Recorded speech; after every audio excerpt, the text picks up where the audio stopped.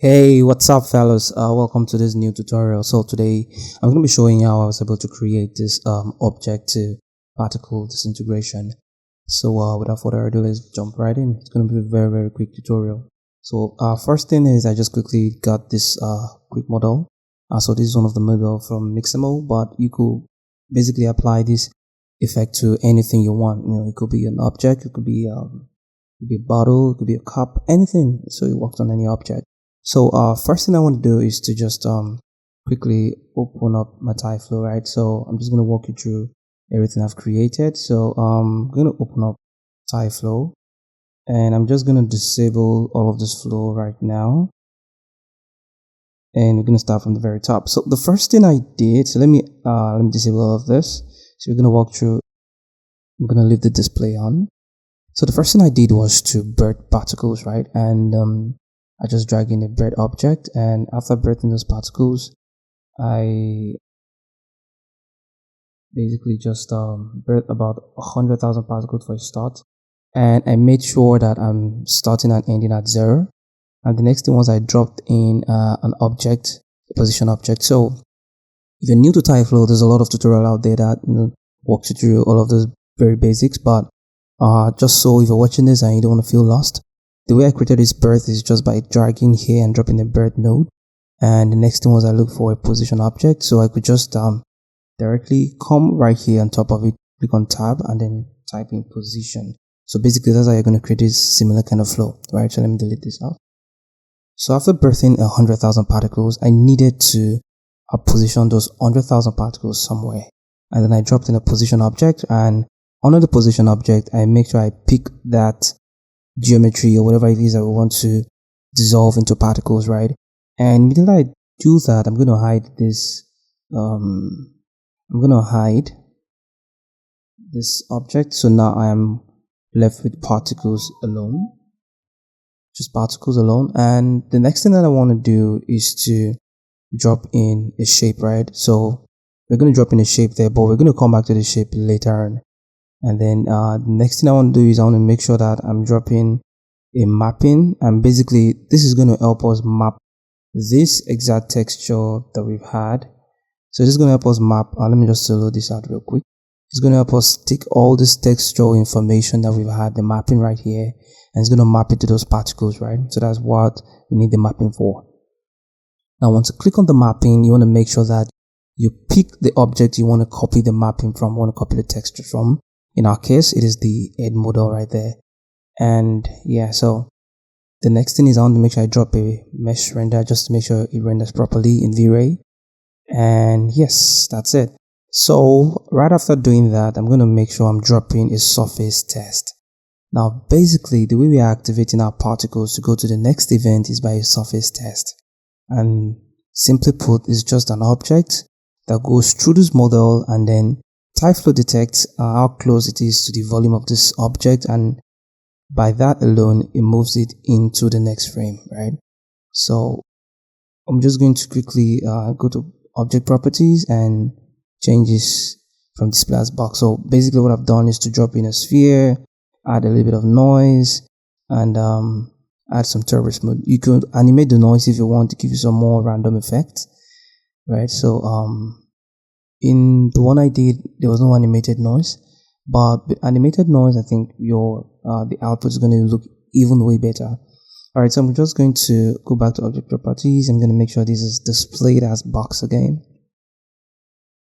And on the surface test, I want to, so by default it's probably on distance, but I'm changing this to volume inside. So whatever falls into this object volume is going to be activated, right? And then we are sending all those particles out, right? So let me turn this on. Let me take this back. I'm going to turn this on. I'm going to quickly disable all of this and just leave only the display. And if I hit play, you will see that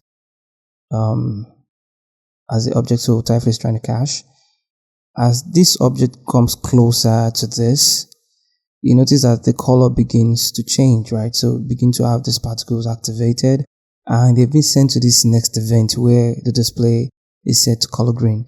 Now, for the purposes of this tutorial, so we're able to preview better, we're going to Yeah, so for the purposes of this video, so we're able to preview whatever is going on in the scene better, I'm going to just drop down this particle count to say about 40,000. That's way it's going to make it easier to play back. So yeah, so let's wait for that. And Tyflow is currently caching, and yeah, so now I'm going to check it out, and so yeah, really nice. So you see it activating right there. So first thing I'm adding a force, and we're just waiting for the force to cache. Yeah, and awesome. So now we're adding the force right there. So as the activator goes in, we see a force and everything is happening really nicely. Now I noticed that it was happening way too fast and I needed to slow this down, so I added the slow operator. Before that, under the force, I'm using a strength of 0.01, making sure it's going in the y-axis. Why? Because if you take a look at this object, for instance, you can see that this area is pointing to our y-axis, to a negative y. So as this object is being dispersed by the force, I want to move or push those particles to the y-axis, right? And I'm just going to quickly add a turbulence 0.1 and a scale of 0.4. At this point, you could play a lot, experiment with these values, and trust me, you're going to get an amazing result. It also helps you familiarize yourself with how these values work. So I decided to add a slow modifier, and basically that's going to just slow everything down, so everything looks subtle, doesn't look like everything is just happening at once. So that's what this is doing. You can see the difference now. Everything's really slowing down. And we had the shape operator also to give it shape. That's for the final rendering. We also add this also so that it appears when you render. This is important so that viewer is able to see those particles.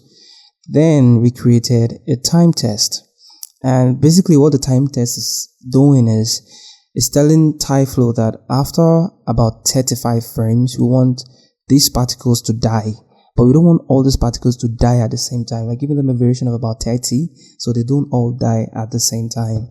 So we just turn this on, and yeah, we're done. Hey guys, we just created that effect. Like we just did it, and that's it, we're done. And what's left is for you to just set up a light, set up a camera, turn up the shape. So you're making sure you are giving it a shape and this mesh rendering so they are visible. I'm just going to turn this on as well. Now for the shape, you want to make sure that you're using either chunks. You're going to change it from 2D. By default, it's going to probably be on 2D. So you want to change that to 3D and then choose chunks. You can as well use geosphere, works just fine as well. So whatever one you use is perfectly fine. And here, there we have it. Now you see, okay, so if you change the displays to geometry, you begin to see this, you kind of begin to see the texture, become visible. Change it to geometry as well. For the final render, so what I did was that I bumped up the particles to about 700,000, right? And you can go as far as your machine can actually take you, so you could push it up all the way to 900,000 or 1,000,000 particles, and that's just going to look simply amazing. Once you bump your particles up to about 900 or 1,000,000, you could try and reduce the shape, the diameter of the radius of the shape, and that's going to give you amazing results. For the final render, I'm using about 800,000 particles, and you can go crazy with this and go as far as your machine can take you. Okay guys, so that's it. Set up your light, set up your camera, and hit render. If you like what I'm doing, make sure to like and subscribe. Thank you so much guys. Watch out for more interesting quick tutorials.